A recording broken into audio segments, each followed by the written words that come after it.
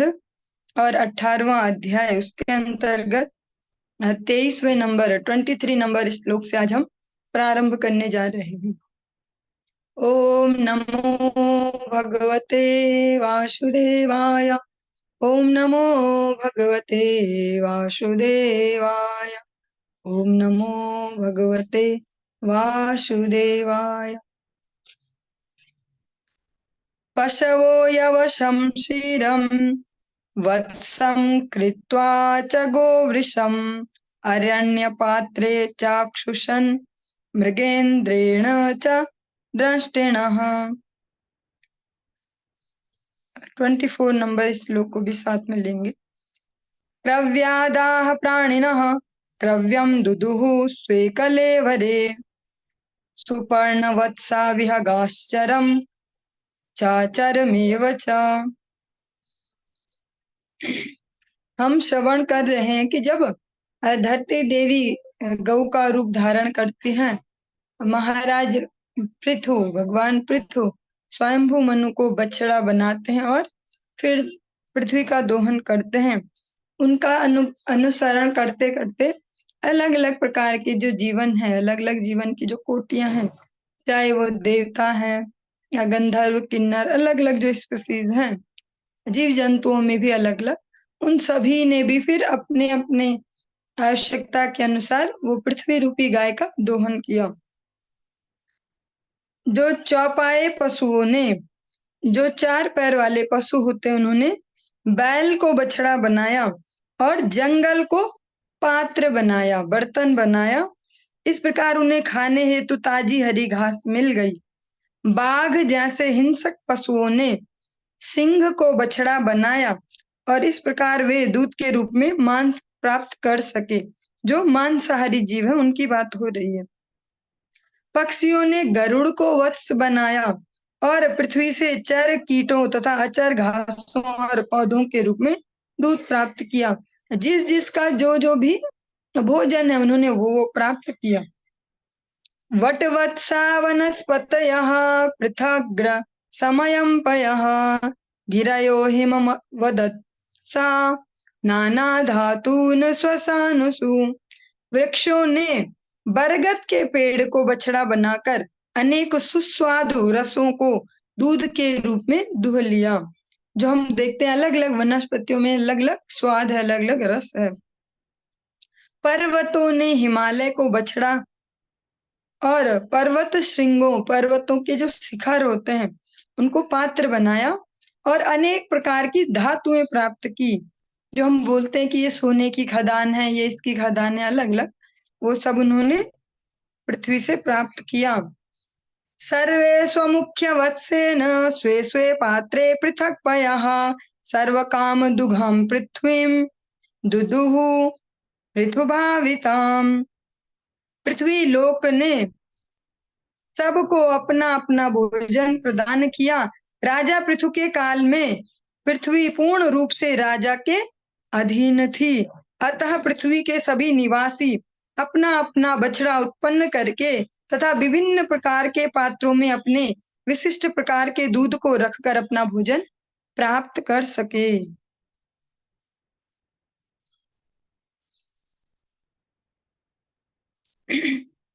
एवं पृथ्वादयः पृथ्वी मन्नादाः स्वन्नमात्मनः दोहवत्सादि भेदेन क्षीरभेदं कुरुद्वः।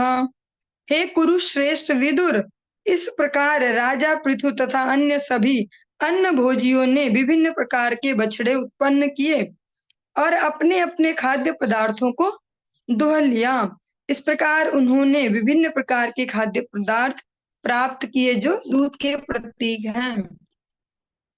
दूध को एक सिंबॉलिक रूप में, प्रतीक के रूप में कहा जा रहा है। जब वो दूध दूहते हैं उस पृथ्वी रूपी गाय से, तो उसके बाद वो उन्हीं पदार्थों में बदल जाता है तो उन सबका भोजन होता है। इसीलिए गाय को माता भी कहा जाता है, क्योंकि घरों में भी अधिकतर हम देखते हैं जो माता जी वर्ग हैं वही सबके उदर भरण का कार्य करती हैं। और ऐसे ही गैया का भी है। पृथ्वी भी स्वयं गाय का ही रूप धारण करती है। और आपने हमेशा से सुना ही होगा अपने अपने बचपन से कि जिस घर में गाय होती है वहाँ उत्सव ही उत्सव चलते रहता है, वहाँ सब बढ़िया ही चलते रहता है।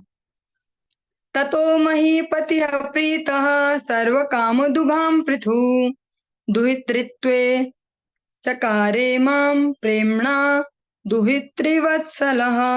तत्पश्चात राजा पृथु पृथ्वी से अत्यंत प्रसन्न हो गए, क्योंकि उसने विभिन्न जीवात्माओं के लिए प्रचुर मात्रा में भोजन की पूर्ति की। इस प्रकार पृथ्वी के प्रति राजा स्नेहिल हो उठे, मानो वह उसकी पुत्री हो। जब पृथ्वी देवी ने इस प्रकार सबका भरण पोषण किया, क्योंकि बेसिक है ना, तो अन्न तो पेट भरना ये तो बहुत ही बेसिक है, इसके बाद ही किसी के हाथ पैर काम करेंगे, दिमाग काम करेगा, भावनाएं काम कर पाएंगी। तो जब पृथ्वी ने सबको ये जो आधारभूत जो आवश्यकता है इसको पूरा किया, तो राजा पृथु प्रसन्न हो गए और ऐसे स्नेहिल हो गए, उनके हृदय में पृथ्वी के लिए वात्सल्य आ गया, जैसे ये उनकी पुत्री हो। चूर्णयन् स्वधनुष्कोट्या गिरिकूटानि राजराट भूमण्डलमिदं वैन्यः प्रायश्चक्रे समं विभु। फिर राजाधिराज महाराज पृथु ने अपने धनुष बाण की शक्ति से पर्वतों को तोड़कर भूमंडल के समस्त उबड़ खाबड़ स्थानों को समतल कर दिया। उनकी कृपा से भूमंडल की पूरी सतह प्रायः सपाट हो गई और फिर उन्होंने पृथ्वी को समतल बनाया।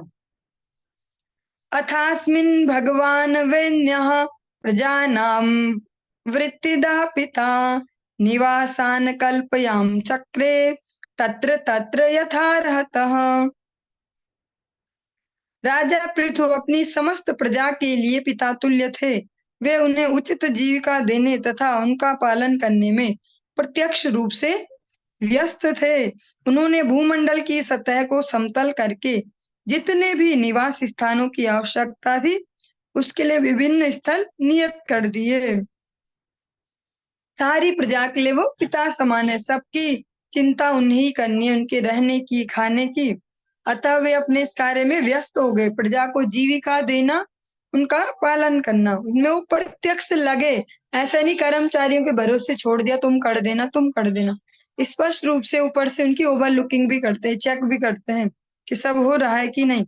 और जब समतल कर दी गई धरती, तो जो रहने के लिए जितनी जगह चाहिए, जहाँ पर लोगों के घर बार बन पाए इस प्रकार से, वो स्थान भी फिट कर दिए कि यहाँ पर रेजिडेंशियल होगा, यहाँ पर आवासीय ये धरती होगी।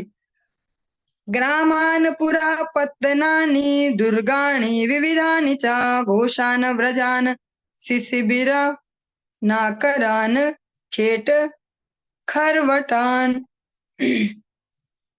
इस प्रकार राजा ने अनेक प्रकार के गांवों, बस्तियों, नगरों की स्थापना की और अनेक किले, ग्वालों की बस्तियां, पशुशालाएं, सेना की छावनियां, खाने, खेतीहर जो जगह हो जहाँ पर कृषि की जा सके ऐसी भूमि, और पहाड़ी गांव बनवाए। इस प्रकार से उन्होंने फिर से पूरी मानव सभ्यता को स्टैब्लिश किया। प्राग पृथोर्य नैवेशा पुरग्रामादिकल्पना यथा सुखम वसन्ति स्म तत्र तत्राकुतो भया। राजा पृथु के शासन के पूर्व विभिन्न नगरों, ग्रामों, गोचरों इत्यादि की सुनियोजित व्यवस्था नहीं थी। सब कुछ अस्त व्यस्त था और हर व्यक्ति अपनी सुविधा के अनुसार अपना निवास स्थान बनाता था।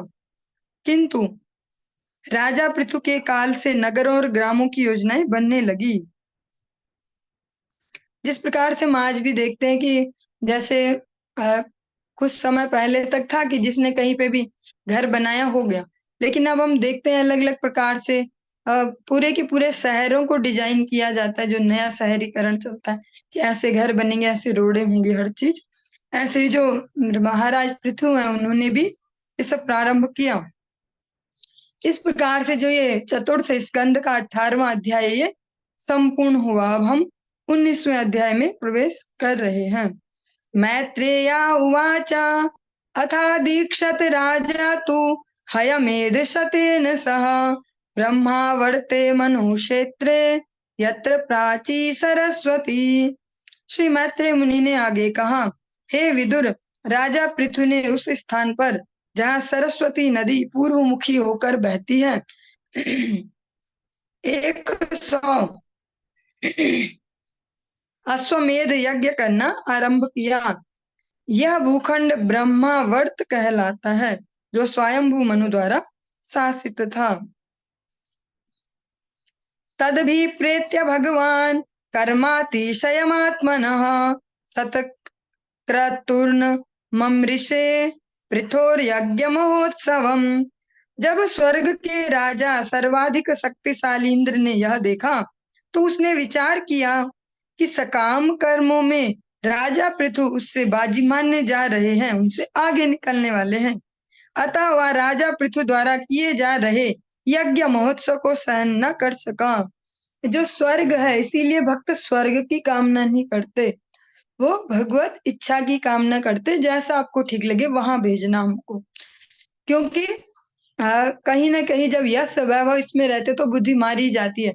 बीच बीच में महाराज जो इंद्र हैं वो इस प्रकार से कृत्य करते ही हैं, भगवत अवतारों को वास्तव में न जानकर उनके प्रति अपराध करते हैं। समय समय पर अलग अलग अवतारों में इस प्रकार से अलग अलग लीलाएं या प्रसंग हम श्रवण करते ही हैं। इस बार जो महाराज पृथु हैं, जो भगवान के सत्यावेश अवतार हैं, इंद्र ने देखा कि जो सकाम कर्म है, मीन्स जो रिजल्ट को लेकर किए जाते हैं कि ये वाला यज्ञ हम इसलिए कर रहे हैं कि हमारी प्रजा की भलाई हो, ये इसलिए कर रहे हैं। इस प्रकार जो सकाम कर्म है उनमें ये मुझसे भी आगे जाने वाले हैं, क्योंकि इंद्र ने भी ऐसे ही कार्य किए तब जाके इंद्र की गद्दी मिल पाई। तो अगर ये आगे निकल जाएंगे तो ये इंद्र बन जाएंगे, तो मुझे देखना होगा। तो उनसे फिर वो सहन न हो पाया, फिर वो ईर्ष्याग्रस्त हो गए। और हम स्पष्टतः सुनते ही हैं रूप गोस्वामी जी का एक उपदेश, शोकामर्षादभिर वैराक्रांतम यस्य मानसम। जिनके हृदय में ईर्ष्या जैसा दुर्गुण आ जाता है, वो उनके हृदय में कथम तत्र मुकुंदस्य स्फूर्ति संभावना भवेत। भगवान मुकुंद की स्फूर्ति की कोई गुंजाइश नहीं है, कोई पॉसिबिलिटी नहीं है कि ऐसे हृदय में भगवान आ पाए। अतः हमारे लिए बार बार चेकआउट करना बहुत आवश्यक है। और जो समय चल रहा है कलह और दंभ का, जो कलयुग, इसमें मत्सरता बहुत हाई लेवल पर। इसमें सूक्ष्मता से जब हम अपने अपने अवलोकन करते चले तभी बच पाएंगे। क्योंकि यहाँ ऐसा नहीं है कि किसी और ने हमें बताया "ये तुम बहुत जलनशील हो, तुम ऐसे कर रहे हो", तो हम समझ जाए। हमें खुद से ही अवलोकन करते फिरना है। अगर हम ईर्ष्याग्रस्त रहेंगे तो भगवान की स्फूर्ति इस हृदय में नहीं हो पाएगी, क्योंकि गंदी जगहों पर भगवान विराजित नहीं होते। और ईर्ष्या सबसे बड़ा दुर्गुण है। सारे दुर्गुण ईर्ष्या को ही फॉलो करते हैं। कोई भी पाप, कोई भी अपराध अगर शुरू होता है तो ईर्ष्या से ही। कोई किसी के धन से ईर्ष्या करता है, कोई किसी के किसी गुण से ईर्ष्या करता है, कोई किसी के रूप से, कोई शक्ति से, और वहीं से सारी समस्याएं प्रारंभ होती हैं। अगर हम सेंसिटिवली, संवेदनशील होकर देखें, सारी समस्याओं की जड़ अगर कहा जाए तो ईर्ष्या को कह सकते हैं। यत्र यज्ञपतिः साक्षात् भगवान् हरिरीश्वरः अन्वभूयत सर्वात्मा सर्वलोक गुरु प्रभु। पूर्ण पुरुषोत्तम भगवान श्री विष्णु हर प्राणी के हृदय में परमात्मा रूप में स्थित हैं। वह समस्त लोकों के स्वामी और समस्त यज्ञ फलों के भोक्ता हैं। वे राजा पृथु द्वारा किए गए यज्ञों में साक्षात उपस्थित थे। जो भगवान विष्णु है, भगवान नारायण है, जिनके सत्यावेश अवतार भगवान पृथु हैं, राजा पृथु, वे प्रत्येक जीव के हृदय में परमात्मा रूप से हैं। ये आप अनेक बार सुन चुके हैं, अनेक बार आप एग्जाम्पल भी सुनते हो कि ब्रज गोपियां कहते हैं न खलु गोपिका नंदनो भगवान अखिल देहि नाम अंतरात्मद्रि। आप सभी जीवधारियों के हृदय में स्थित है। हाँ, और वे समस्त लोकों के स्वामी और समस्त यज्ञों के भोगता है। ये भी आप अनेक बार सुन चुके हो, सबको याद ही हो गया होगा लगभग, बार बार सुनते सुनते। श्रवण का ये भी बहुत प्रत्यक्ष फल है, बार बार सुन के हमें भी याद हो जाएगा, पता चल जाएगा वक्ता अब इस बार क्या बोलने वाले। अहम ही सर्व यज्ञानाम भोक्ता चा प्रभु रेव चा। श्रीमद् भगवत गीता में भगवान कहते हैं मैं समस्त यज्ञों का भोक्ता हूँ, परम भोक्ता, और प्रभु भी मैं ही हूँ, स्वामी मैं ही हूँ। हम सर्वस्य प्रभवो मत्ता सर्वम प्रवर्तते। मैं समस्त लोगों का स्वामी हूँ, मैं सब मुझसे उद्भूत हुआ है, मैं सबका प्रभु हूँ। ऐसे भगवान राजा पृथु जो भी यज्ञ कर रहे थे उसमें साक्षात उपस्थित थे।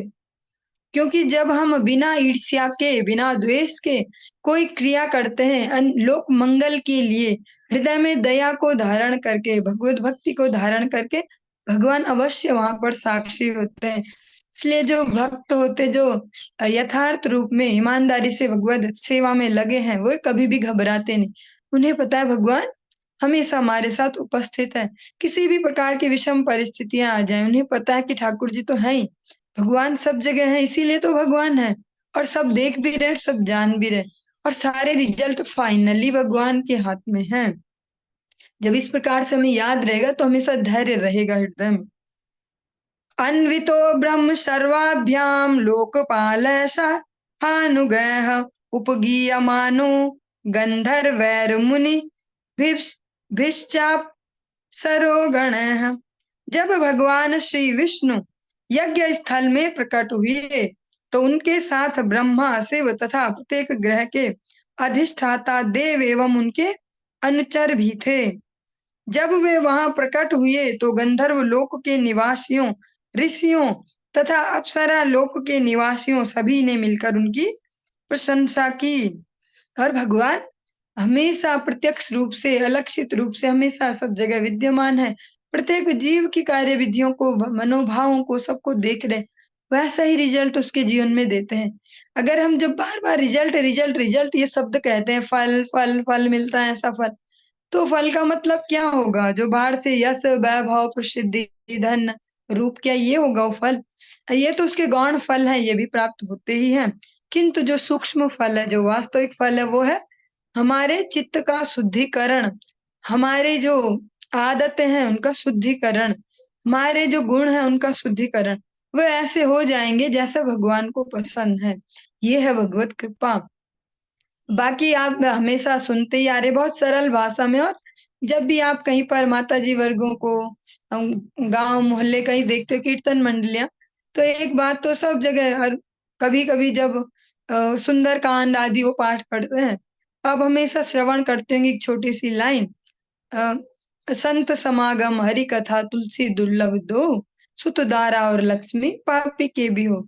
ये तो सबको ही याद रहता है, ये छोटा सा बात, लेकिन इसका मीनिंग समझना और जीवन में उतार पाना, धैर्य रख पाना, ये बहुत जरूरी हमारे लिए और बहुत मुश्किल भी है। सुत दारा और लक्ष्मी पापी के भी हो। जो धन है, जो परिवार है, जो जो भौतिक पदार्थ है, वो तो पापियों के भी होते हैं, राक्षस भी इससे परिपूर्ण रहते ही हैं। अतः भगवान नाम में रुचि, भगवत सेवा में रुचि, भगवान के अनुकूल अपने जीवन को कर पाना, ये भगवत कृपा है। भगवान की वास्तविक कृपा ये है। कृपा की हम अपनी अपनी डेफिनेशन ना बनाएं कि हमने जब से हरिनाम में आए हमारा सब सेट हो गया, अब तो सही हो गई स्थिति, धन से भी लोग भी हमको मानते ही हैं, ऐसे ऐसे।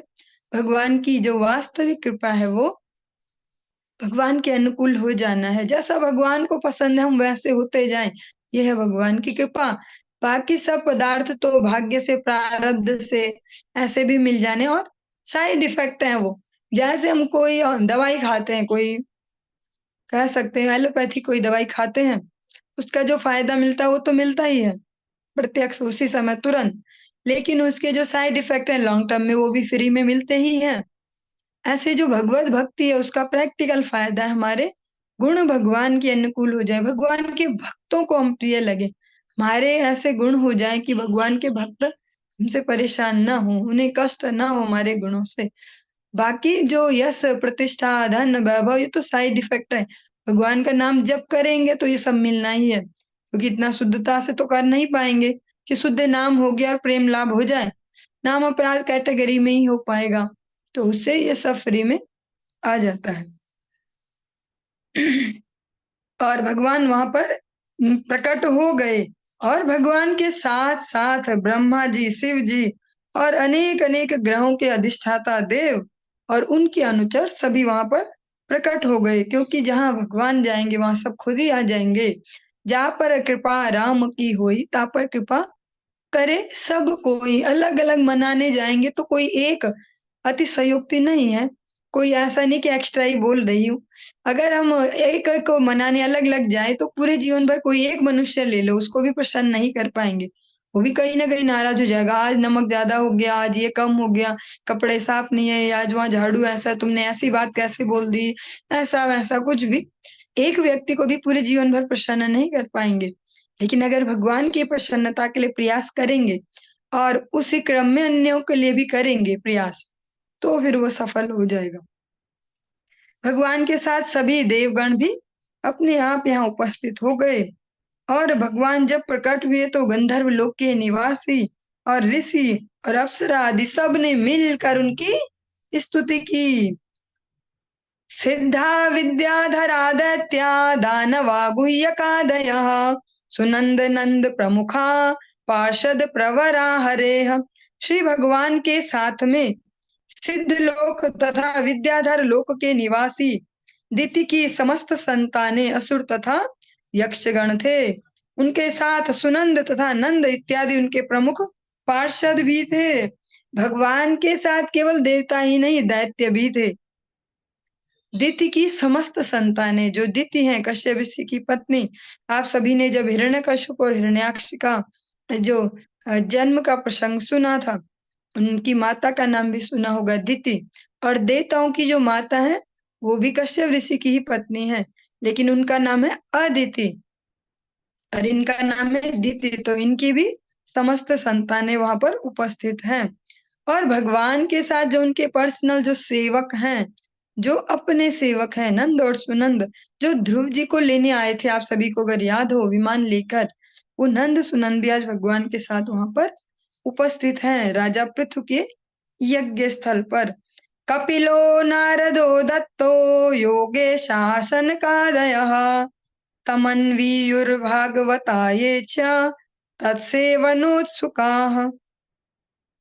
भगवान श्री विष्णु के साथ उनकी सेवा में सदैव लगे रहने वाले महान भक्तगण अर्थात भगवान श्री कपिल, श्री नारद मुनि तथा दत्तात्रेय नामक ऋषि और साथ ही साथ सनत कुमार इत्यादि योगेश्वर उस यज्ञ में सम्मिलित हुए।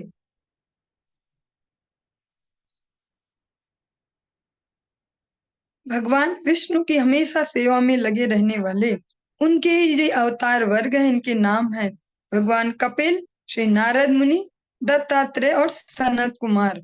ये सब भगवान के एक विस्तार है और ये सभी भगवान के साथ उस यज्ञ में सम्मिलित हुए। यत्र धर्म दुघा भूमि सर्व काम दुघा सती दोग्धी स्माभिप्सितान अर्थान यजमानस्य भारत। हे विदुर, मैत्रेय मुनि कहते हैं विदुर जी को, हे विदुर, उस महान यज्ञ में सारी भूमि दूध देने वाली कामधेनु बन गई और इस प्रकार यज्ञ संपन्न करने से जीवन की समस्त आवश्यकताएं पूरी होने लगी। जो भूमि है वो कामधेनु के सदृश हो गई, जो ही कामना करो वो सबको पूरा करने वाली। और इस यज्ञ को संपन्न करने से जीवन की समस्त आवश्यकताएं पूरी होने लगी। जब एक पवित्र भाव से, बिना कोई लौकिक इच्छाएं हृदय में रखे, पवित्र भाव से भगवान और भगवान के भक्तों की प्रसन्नता के लिए कोई प्रयास किया जाता है, तो उसका प्रत्यक्ष रिजल्ट आप तभी देख पाते हैं। आप सभी ने अपने अपने पर्सनल एक्सपीरियंस में से अनेक बार देखा होगा, और मेरा भी स्वयं का एक ऐसा ही पर्सनल एक्सपीरियंस, एक के अनेक बार देखते ही हैं। जब भी ईमानदारी से हरि गुरु वैष्णव प्रसन्नता के लिए कोई प्रयास करते हैं तो अ, भले ही वो मुश्किल हो, अगर उसको कर लिया जाए भगवत कृपा से, करने के बाद जो रिजल्ट देखते हैं ना, वो बियॉन्ड अवर इमेजिनेशन, कल्पना से परे होता है। ऐसे रिजल्ट्स देखने को मिलते हैं। यही यहाँ पर भी बात की जा रही है कि इस यज्ञ के पश्चात पूरी धरती कामधेनु जैसी हो गई। जो धरती कुछ भी उत्पन्न करने को तैयार नहीं थी, जिसकी सारी शक्तियां क्षीण हो गई थी, जिसने सब छुपा लिया था, आज वो धरती खुद से कामधेनु हो गई है। उहु सर्व रसान्नद्यः क्षीरदध्यन्न गोरसान् तरवो भूरि वस्माणः प्राशूयन्त मधुच्युतः। बहती हुई नदियां समस्त प्रकार के स्वाद, मीठा, खट्टा, चटपटे इत्यादि प्रदान करने लगी। नदियों के जल में अनेक अनेक प्रकार का स्वाद हो गया। जिसको जो वाला स्वाद पसंद है उस नदी का जल ले लो। और बड़े बड़े वृक्ष प्रचुर मात्रा में फल तथा मधु देने लगे। और जो बड़े बड़े पेड़ उन पे बहुत अधिक मात्रा में फल लगने लगे, बहुत अधिक उन पर शहद बनने लगा। गाय गायें पर्याप्त हरी घास खाकर प्रभुत मात्रा में दूध, दही, घी तथा अन्य आवश्यक वस्तुएं देने लगी। हम सुन रहे हैं श्रीमद् भागवतम के अंतर्गत चतुर्थ स्कंद और 19वां अध्याय। और जो ये श्लोक है ये है 8वां श्लोक। ये मैं इसलिए कह रही हूँ, जैसे आज के समय में हम देख रहे हैं अलग अलग प्रकार से व्यवस्थाएं चल पड़ी हैं। अनेक अनेक प्रकार से आप सुनते हैं कि दूध नहीं पीना चाहिए, घी नहीं खाना चाहिए, दूध वाले प्रोडक्ट नहीं लो, जानवरों से मिलने वाली चीजें नहीं खाओ। लेकिन हम श्रीमद् भागवतम को श्रवण कर रहे हैं और भगवान गोपाल देव के सेवक हैं जिनको सारे डेयरी प्रोडक्ट ही पसंद है। बस इसमें सावधानी एक ये है कि जो ये भगवान वाली गाय है, ये वो वाली गाय नहीं है जिसको हाइब्रिड करके गाय और सूअर और या अलग अलग पशुओं को मिला के बना गया है। जो मना किया जाता है वो मिक्स जो हाइब्रिड जानवर है उनके लिए किया जाता है। जो भारतीय नस्ल की जो ओरिजिनल गाय होती है उनको मना नहीं किया जाता और उनको ही भगवान भी सेवा में लेते हैं। क्योंकि हम दोनों एंगल को लेकर चलेंगे। केवल ऐसा कह दे कि नहीं गलत बोलते हैं, ये दूध मत पियो, दूध तो पीना चाहिए, भगवान भी पीते हैं। लेकिन साथ में ये भी ध्यान रखना होगा भगवान पैकेट वाला नहीं पीते। जो आज के समय में पब्लिक की पूर्ति के लिए अलग अलग कंपनियां बना के दे रही हैं। और जो अलग अलग प्रकार के पशु हैं जो गाय जैसे दिखते हैं उनका दूध भी है। भगवान जो भारतीय गैया हैं उनकी यहाँ पर बात की जा रही है। उनका वो जो गाय हैं वो हरी घास खाकर उन्होंने प्रचुर मात्रा में, बहुत अधिक मात्रा में, जिससे सभी छक हो जाए, ना दूध, दही, घी और अन्य आवश्यक सामग्रियां जो है वो प्राप्त होने लगी। सिंधवो रत्न निकरान गिरयो अन्नम चतुर्विधम उपायनमुप जाहरु सर्वे लोकाः सपालकाः। सामान्य जनों तथा समस्त ग्रहों के प्रमुख देवों ने राजा पृथु को तरह तरह के उपहार लाकर प्रदान किए। समुद्र अमूल्य रत्नों से तथा पर्वत रसायनों एवं उर्वरकों से पूर्ण थे। चारों प्रकार के खाद्य पदार्थ प्रभूत मात्रा में उत्पन्न होते थे।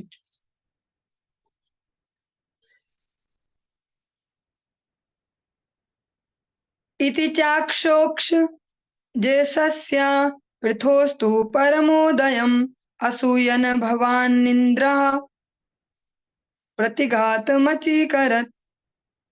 राजा पृथु पुरुषोत्तम भगवान पर आश्रित थे जिन्हें अधोक्षज कहा जाता है। राजा पृथु ने इतने यज्ञ संपन्न किए थे कि ईश्वर की कृपा से उनका अत्यधिक उत्कर्ष हुआ था। किंतु उनका यह ऐश्वर्य स्वर्ग के राजा इंद्र से न सहा गया और उसने इसमें विघ्न डालने की चेष्टा की।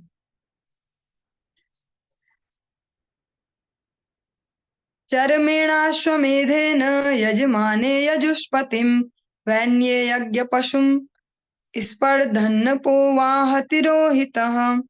जिस समय महाराज पृथु अंतिम अश्वमेध यज्ञ कर रहे थे तो राजा इंद्र ने सबसे अदृश्य रहकर यज्ञ का घोड़ा चुरा लिया। उसने राजा पृथु के प्रति प्रबल ईर्ष्या के कारण ऐसा किया।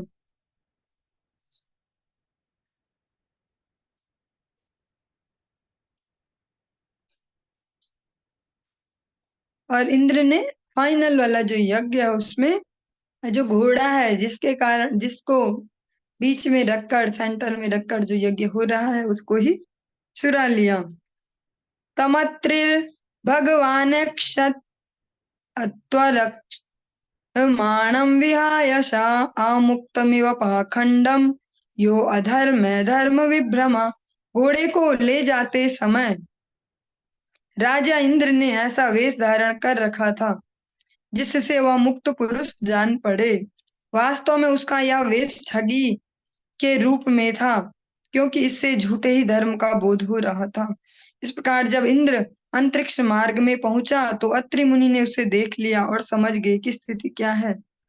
बहुत ही सेंसिटिव ये श्लोक है और हम सभी के लिए समझना बहुत आवश्यक है, आज के समय में बहुत ज्यादा आवश्यक। कलयुग भी जब एंट्री लेते हैं, कलयुग की भी जब एंट्री हुई थी तो वो भी एक साधु पुरुष के रूप में आया। इंद्र ने आज भगवान जो पृथु है, राजा पृथु, उनके घोड़े को चुराया तो उसने भी वेश मुक्त पुरुष वाला, एक साधु वाला बनाया है। इसलिए जो ये युग युग है इसमें बहुत ही सेंसिटिवली समझने की आवश्यकता है, कौन साधु है और कौन नहीं। वेश तो कोई भी पहन सकता है, कपड़ा कोई भी खरीद लेगा और पहन लेगा, लेकिन उसके आचरण से कम 2-4 दिन, कम से कम 1 हफ्ता ऐसे व्यक्ति के साथ गुजारे जिसको आप साधु समझ रहे हैं, उसके आचरणों को देखें, 24 घंटे में कैसा आचरण करता है, उससे ही पता चलेगा। वेश तो कोई भी पहन लेगा, बहुत बढ़िया से कलर करवा के कपड़े। अत्रिणा चोदितो हन्तुम् पृथुपुत्रो महारथः अन्वधावत सक्रुद्ध तिष्ठ तिष्ठेति चाब्रवीत। और जो हम श्रवण करते हैं, जो हमें बीच बीच में वर्ष में अनेक बार समय प्राप्त होता है गुरु वैष्णव के सानिध्य में रहने का, चाहे 84 कोष ब्रजमंडल यात्रा हो या श्रीधाम मायापुर परिक्रमा हो, इस प्रकार से, या अलग अलग जब गुरुदेव के श्रीमद् भागवत पारायण उत्सव होते हैं, तो हमारे लिए अवसर होता है हम देख पाए कि सच में कौन आचरणशील है कौन नहीं, के आसपास रहकर, क्योंकि साधु की साधुता उसका आचरण है, न कि उसके कपड़े। जब अत्रि मुनि ने राजा पृथु के पुत्र को राजा इंद्र की चाल बताई तो वह अत्यंत क्रुद्ध हुआ और ठहरो ठहरो कहते हुए इंद्र को मारने हेतु उसका पीछा करने लगा। अत्रि मुनि ने उन्हें देख लिया और महाराज पृथु के पुत्र को बता दिया, तो उनका पुत्र उनको रोकने के लिए उनके पीछे पीछे चला। तम तादृशाकृतिं वीक्ष्य मेने धर्मं शरीरिणं जटिलं भस्मन्नाच्छनं तस्मै बाणं न मुच्यति। राजा इंद्र ने सन्यासी का कपट वेश धारण कर रखा था, उसके सिर पर जटाजूट था और समस्त शरीर राख से पुता था। ऐसे वेश में देखकर राजा पृथु के पुत्र ने इंद्र को धर्मात्मा और पवित्र सन्यासी समझा, अतः उसने उस पर अपने बाण नहीं छोड़े। वधान्निवृत्तं तं भूयो हन्तवे अत्रिरचोदयत् जहि यज्ञहनं तात महेन्द्रं विबुधाधदं धमम्। जब अत्रि मुनि ने देखा कि राजा पृथु के पुत्र ने राजा इंद्र को नहीं मारा, वरन उससे धोखा खाकर वह लौट आया है, तो मुनि ने पुनः उसे स्वर्ग के राजा को मारने का आदेश दिया। इंद्र को, जहाँ हम बोलते सब बराबर एक ही कैटेगरी होता है, भगवान भी वही होते हैं, देवता भी भगवान होते हैं, जैसा सामान्य जनता का एक भाव होता है, हम यहाँ समझ सकते हैं। अत्रि मुनि स्वयं आदेश देते मार दो इंद्र को, क्योंकि उनके विचार से राजा इंद्र राजा पृथु के यज्ञ में विघ्न डालकर समस्त देवताओं में सबसे अधम बन चुका था, उसकी जो क्रिया थी वो सबसे अधम वाली थी, अतः उसको मारने का आदेश दे दिया अत्रि मुनि ने। एवं वैन्यसुतः प्रोक्तस्त्वरमाणं विहायसा अन्वद्रवद विक्रुद्धो रावणं गृध्रराडिवः। इस प्रकार सूचित किए जाने पर राजा वेन के पुत्र ने नहीं, पुत्र तो आ गए वहां से धोखा खा के, तो महाराज जी हैं, जो पौत्र हैं, पौत्र ने तुरंत राजा इंद्र का पीछा करना प्रारंभ किया, जो तेजी से आकाश से होकर भाग रहा था। वह उस पर अत्यंत कुपित हुआ और उसका पीछा करने लगा। कैसे करने लगा?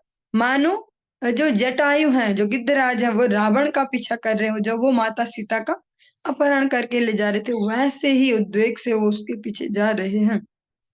सो अश्वम रूपम च तद्धित्वा तस्मा अंतर्हिता स्वराट वीरः स्वपशुमादाय पितुर्यज्ञमुपेयिवान। जब राजा इंद्र ने देखा कि पृथु का पुत्र उनका पीछा कर रहा है, तो उसने तुरंत ही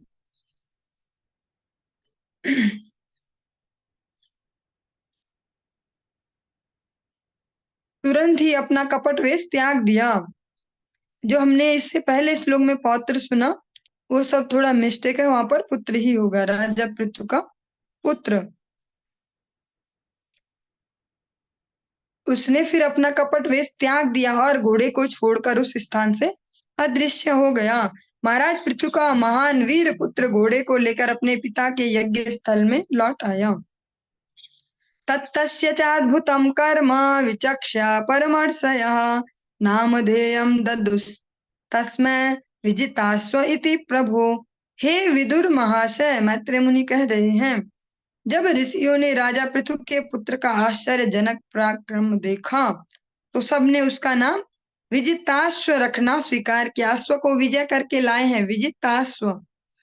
और वो भी किसी सामान्य व्यक्ति से नहीं, इंद्र जो देवताओं के भी राजा हैं। उपसृज्यतमस्तीव्रम जहाराश्व पुनर्हरिः चशालयूपतक्षन्नो हिरण्यर्शनं विभु। हे विदुर, स्वर्ग का राजा तथा अत्यंत शक्तिशाली होने के कारण इंद्र ने तुरंत यज्ञ स्थल पर घोर अंधकार फैला दिया। इस प्रकार पूरे स्थल को प्रच्छन्न करके उसने पुनः वह घोड़ा हर लिया जो बलि स्थल पर काष्ठ यंत्र के समीप सोने की जंजीर से बंधा था। जो अश्वमेघ यज्ञ होते थे उनमें उस अश्व को बलि दिया जाता था, लेकिन यही लाइन नहीं सुन के गायब हो जाएंगे, आगे भी सुनेंगे। अश्व को बलि दिया जाता था लेकिन मंत्र शक्ति से वापस जीवित करना होता था। अगर वो जीवित होता था तभी वो यज्ञ सफल माना जाता था। तो वो यज्ञ ऐसे नहीं थे कि जो बलि को प्रोत्साहित करते हैं, बलि दो, जैसा हम आज के समय में भी देख रहे हैं। अभी भी कई जगह बलि प्रथाएं चलते हैं, जो भैंसे की बलि देते हैं, कहीं कहीं बकरियों की देते हैं, अलग अलग प्रकार से बलि दी जाती रहती है। तामसिक उपासनाओं में मुर्गे की बलि, ऐसा कुछ देखते आ ही रहे हम सभी बचपन से। लेकिन अश्वमेध यज्ञ में ऐसी बलि नहीं थी। उस यज्ञ पशु को पुनर्जीवित करना होता था मंत्रों की शक्ति से। वही उन ब्राह्मणों की भी सफलता थी और जो यजमान है उसके भाव की भी वही परीक्षा होती थी। तो जो इंद्र हैं वो एक बार हार कर भाग गए, लेकिन उन्हें फिर भी चैन नहीं पड़ा, वो वापस आए। इसीलिए कहते हैं दुष्ट अपनी दुष्टता नहीं छोड़ता।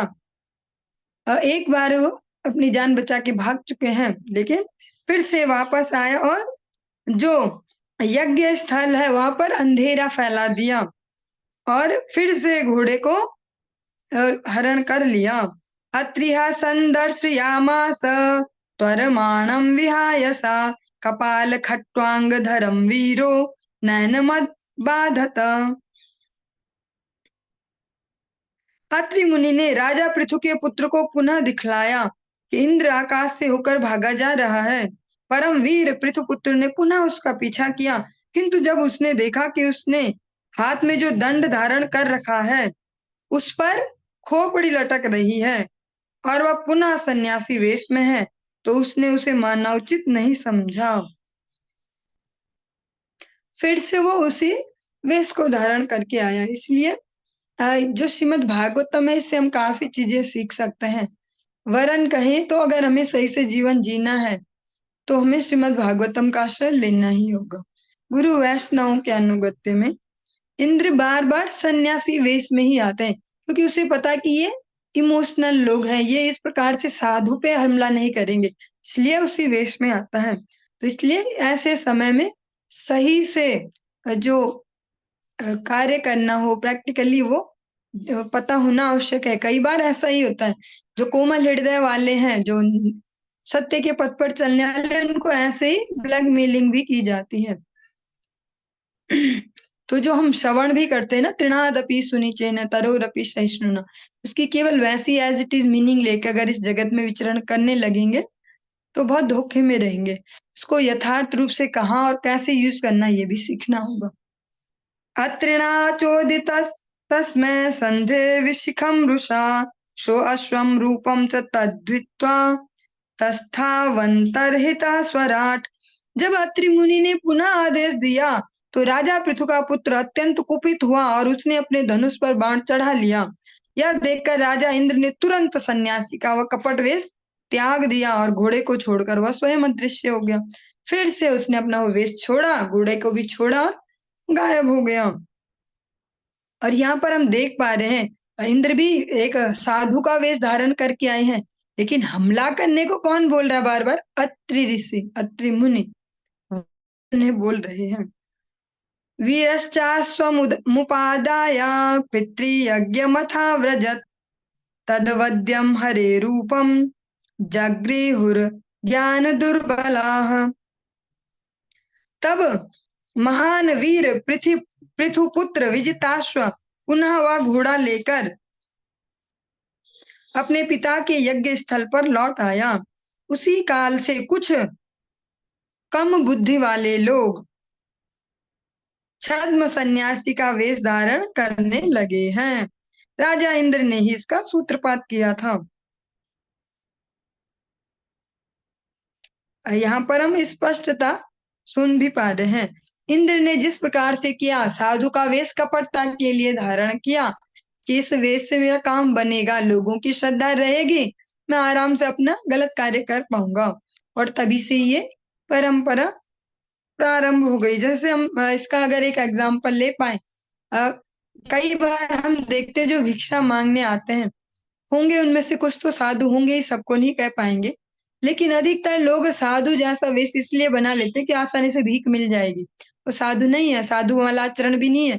फिर जाकर उसी पैसे से कहीं पर बीड़ी फूकेंगे, कहीं कुछ चाय पियेंगे, ऐसा ऐसा करेंगे, जो भी करेंगे, लेकिन वे साधुओं वाला ले लेते हैं, क्योंकि साधु स्वरूप पर एक सहज आस्था होती है सबकी। यानि रूपाणि जगृहे इन्द्रो हय जिहीर्षया तानि पापस्य खण्डानि लिंगम खंड मिहोच्यते। इंद्र ने घोड़े को चुरा ले जाने की इच्छा से सन्यासी के जो जो रूप धारण किए, वे नास्तिकवादी दर्शन के प्रतीक हैं। और इंद्र ने जो वेश विशेष धारण किए थे, आज उनको नास्तिकवादी दर्शन के अंतर्गत देखा जाता है।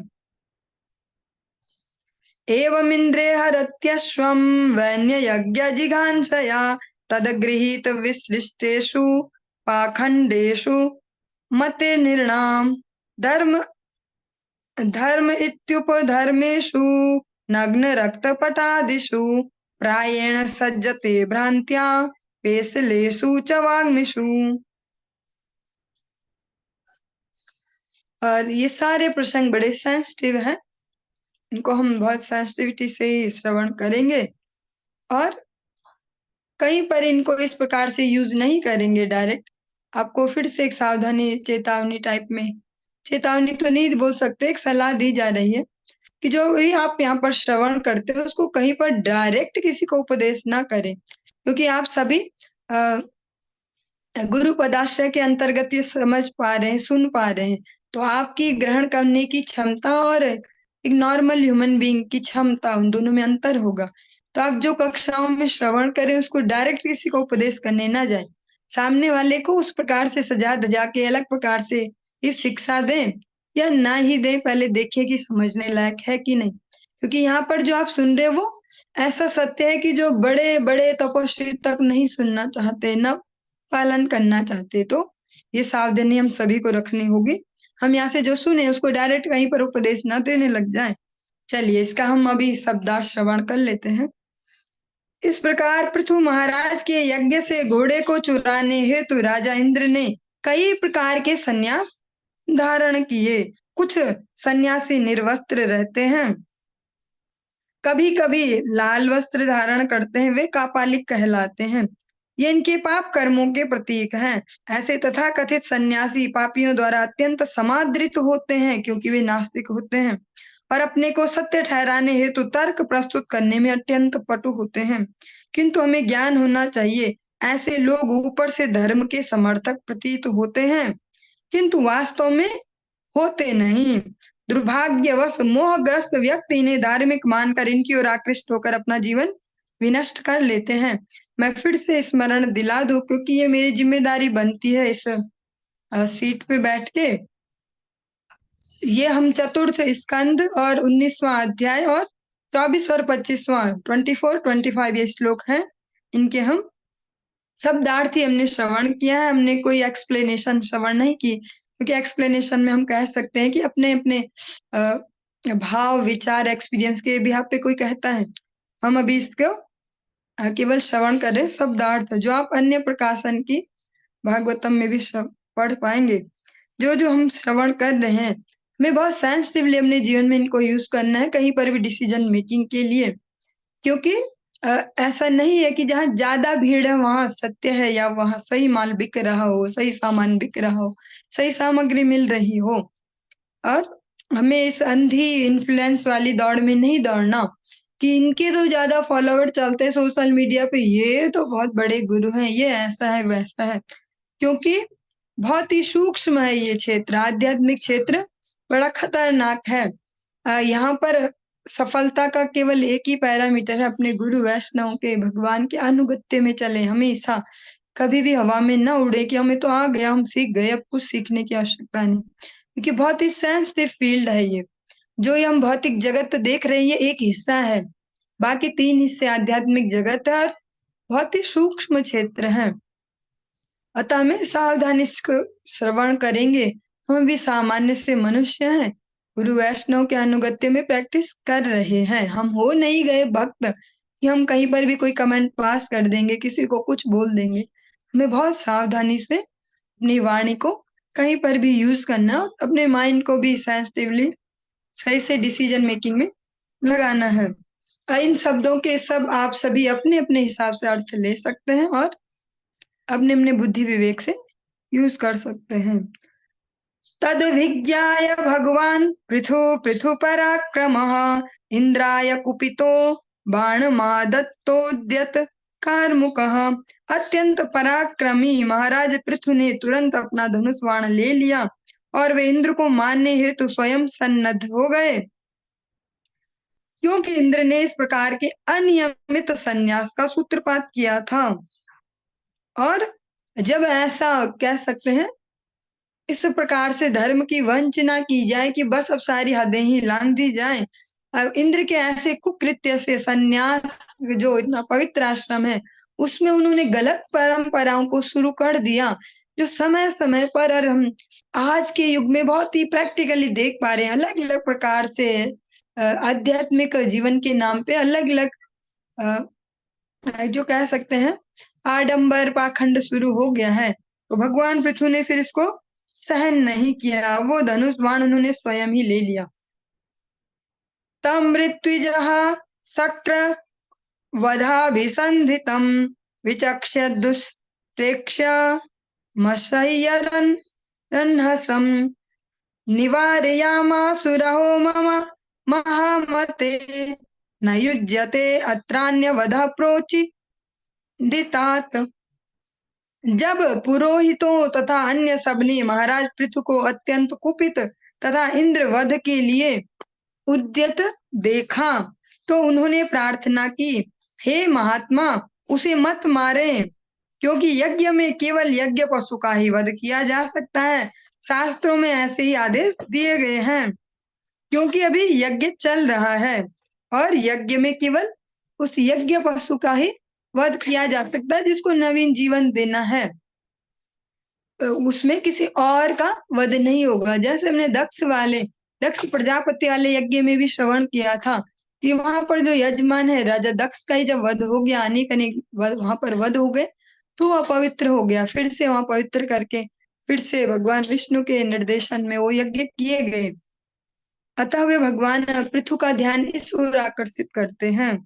वयम मरुत्वंत मिहार्थ नासनम यामहे हतत्विषम् अयातयामौ पहवैरनन्तरं प्रसह्य राजन जुहवाम ते अहितम। हे राजन, आपके यज्ञ में विघ्न डालने के प्रयास के कारण इंद्र का तेज वैसे ही घट चुका है। हम पहले कभी प्रयुक्त न किए गए वैदिक मंत्रों के द्वारा उसका आवाहन करेंगे और वह अवश्य आएगा। इस प्रकार हम अपने मंत्र बल से उसे अग्नि में गिरा देंगे, क्योंकि वह आपका शत्रु है। और जो इस कलयुग से पहले जो मंत्रों की पावर थी, इस समय तो इस प्रकार के बहुत ही रेयर होगा। मंत्रों की शक्ति, और इसीलिए इस कलयुग में भगवान के पवित्र नाम के अतिरिक्त अन्य मंत्रों की संस्तुति नहीं की गई यज्ञों के लिए। लेकिन जब भगवान पृथु यज्ञ कर रहे थे, उस समय के जो सुयोग्य पात्र थे, ब्राह्मण थे, उन्होंने बोला कि आप इसकी हत्या मत करो, अपने ऊपर मत लो इसकी हत्या को। इसने ऐसे ऐसे पाप किए, इसकी वजह से इसका सारा तेज सब नष्ट हो गया है, और हम अब इस बार ऐसे मंत्र यूज करेंगे जैसे कभी पहले नहीं किए। फिर उसे मजबूरी में आना ही पड़ेगा और उसे अग्नि में गिरा देंगे। इत्यामन्त्र्य क्रतुपतिं विदुरास्य विजोरुषा स्तृगस्ताजुह तो अभ्येत्य स्वयंभू प्रत्यषेधत। हे विदुर, राजा को यह सलाह दे चुकने पर यज्ञ करने में जुटे हुए पुरोहितों ने क्रोध में आकर स्वर्ग के राजा इंद्र का आवाहन किया। वे अग्नि में आहुति डालने ही वाले थे। वहां पर ब्रह्मा प्रकट हुए और उन्होंने यज्ञ आरंभ करने से रोक दिया। न बध्यो भवतामिन्द्रो यद्यज्ञो भगवत्तनुः यम जिघांसथ यज्ञेन यस्येष्टास्तनवासुरा। ब्रह्मा जी वहां पर प्रकट हो गए। जब वो इंद्र को वहां डाल ही देते बस यज्ञ कुंड में, ब्रह्मा जी ने उन्हें इस प्रकार संबोधित किया, हे याजकों, यज्ञ करने वालों, आप स्वर्ग के राजा इंद्र को नहीं मार सकते, यह कार्य आपका नहीं है। आपको जान लेना चाहिए कि इंद्र श्री भगवान के ही समान है। वस्तुतः वह श्री भगवान का सबसे अधिक शक्तिशाली सहायक है। आप इस यज्ञ द्वारा समस्त देवताओं को प्रसन्न करना चाह रहे हैं, किंतु आपको ज्ञात होना चाहिए कि ये समस्त देवता स्वर्ग के राजा इंद्र के ही अंश हैं। तो फिर आप इस महान यज्ञ में उसका वध कैसे कर सकते हैं? जो इंद्र है वो देवताओं में भगवान के प्रतिनिधि हैं, और जो अन्य देवता हैं जिनको आप यहाँ आह्वान करेंगे वे भी उनके ही अंश हैं। अतः इंद्र का वध यहाँ पर नहीं किया जा सकता। तदिदं पश्यत महद्धर्म व्यतिकरं द्विजाः इंद्रेणानुतिष्ठितं राज्ञः कर्म तद्विजिघांसथा। राजा पृथु के महान यज्ञ में विघ्न डालने तथा आपत्ति उठाने के उद्देश्य से राजा इंद्र ने ऐसे साधन अपनाए हैं जो भविष्य में धार्मिक जीवन के सुपथ को नष्ट कर सकते हैं। मैं इस ओर आप लोगों का ध्यान आकृष्ट कर रहा हूँ। यदि आप और अधिक विरोध करेंगे तो वह अपनी शक्ति का दुरुपयोग करके अनेक अधार्मिक पद्धतियों को फैलाएगा। और वो उन्हें चेताते हैं, उन्हें याद दिलाते हैं कि जो इंद्र हैं वो अपने जो पावर है उसको फिर और अधिक अधर्म के प्रचार में लगाएगा।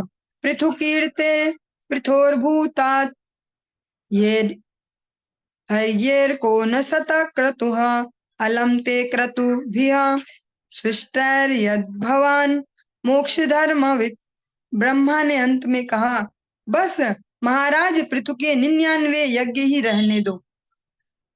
फिर वे महाराज पृथु की ओर मुड़े और उनसे कहा, आप मोक्ष मार्ग से भली भांति परिचित हैं, अतः आपको और अधिक यज्ञ करने से क्या मिलेगा?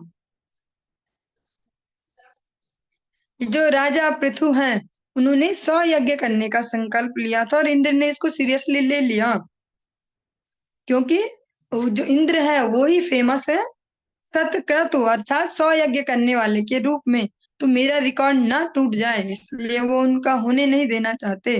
वो राजा पृथु के प्रति ईर्ष्यालु हैं। तो ब्रह्मा जी उन्हें याद दिलाते हैं कि आप भगवान के बहुत महान भक्त हो और आपको और अधिक ऐसे कर्म करने की, ऐसे यज्ञ करने की आवश्यकता नहीं है।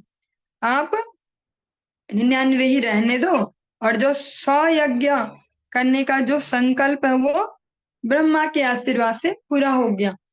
क्योंकि अनेक बार हम देखते हैं ऐसी परिस्थितियां व्यवहारिक जीवन में भी आती हैं, तो फिर वहां पर हम देखते हैं कि जो समझदार है, जो समझ सकता है, उसको कोई भी समझाता है कि तुम ही पीछे हो जाओ, तुम ऐसा कर लो, क्योंकि उस पर बुद्धि है। जो कुबुद्धि है वो समझ कभी भी नहीं पाएगा और अपनी बुद्धि को फिर गलत जगह यूज करेगा।